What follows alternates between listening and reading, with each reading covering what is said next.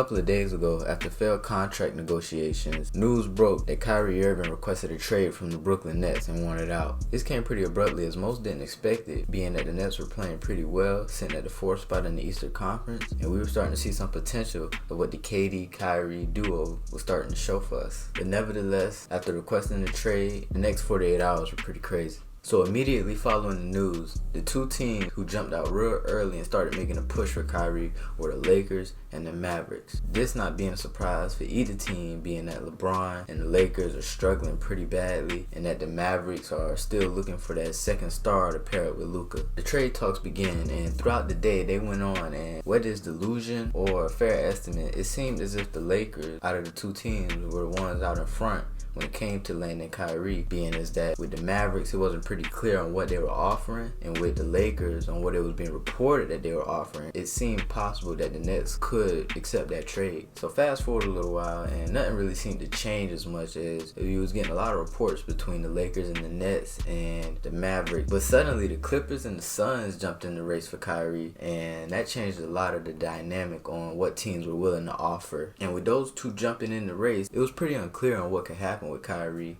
being that the Nets made it very clear that they were planning on trading him, and nobody knew on which offer the Nets would take from either team. But nevertheless, it turns out that Kyrie was traded to the Mavericks. But before we could dive into the trade itself, let's look at each package that the Nets were offered and figure out if they made the right choice. So starting with the Suns offered Chris Paul, Jay Crowder, and multiple first-round picks. And that might seem like a good deal, but you are getting aging Chris Paul, who has shown the lack to perform at a high consistent level in the postseason, especially when you're trying to win now with KD. I doubt that the Brooklyn Nets are worried about picks right now when they're trying to build around KD. So with the Clippers, it's being reported that they offered Terrence Mann, Luke Kennard, 2 first-round pick swaps, and a natural first-round pick. So I think that the Clippers could have made a better offer than that. Maybe the Nets would have accepted if they added a guy maybe like Robert Covington or Norman Powell. But with just Terrence Mann and Luke Kennard, I think the Nets were right in not accepting that one. For the Lakers, it was obvious that the trade was centered around Russell Westbrook and 2 first-round picks, but it was a lot of uncertainty on whether they would include guys like Austin Reeves, Max Christie, or leave them out. I think the Lakers' problem with that trade was that it was pretty uncertain around who they was willing to trade to get Kyrie, and I don't think the Nets took them very seriously. So now let's get down to the trade. The Brooklyn Nets, they traded away Kyrie, and in return they got Spencer Dinwiddie, Dorian Finney-Smith, a first-rounder, and 2 second-rounders. And for the Mavericks, as we all know, they got Kyrie Irving, and with an addition, they got Markieff Morris. Before we dive into the future of the pairing of Kyrie and Luka, let's try and grade the trade for both teams and see how well they did. So firstly with the Nets, if I have to be completely honest, I'll give them a D.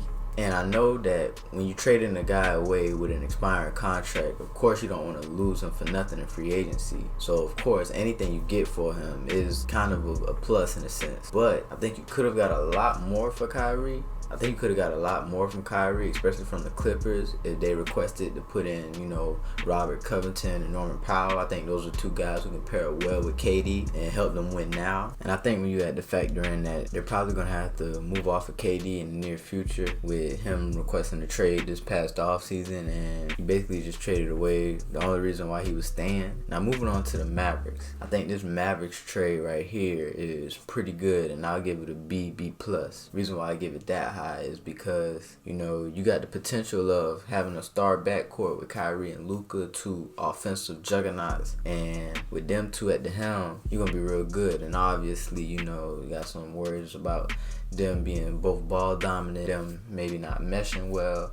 Although I do think Kyrie can mesh well, as he's shown with playing with guys like LeBron and KD that work pretty well off ball. But besides the point, I think the Mavs put themselves in a real nice situation by having Kyrie Irving on this 1-year deal and him expiring this offseason, because you can always re-sign him if you like what you see from him and just decide to build off of him and Luka, or you can let him walk, and by letting him walk, you free up a ton of cap space. You can go out there and use that money to sign Luka some help and put key pieces around him. So I think the Mavs put themselves in a pretty win-win situation with this trade.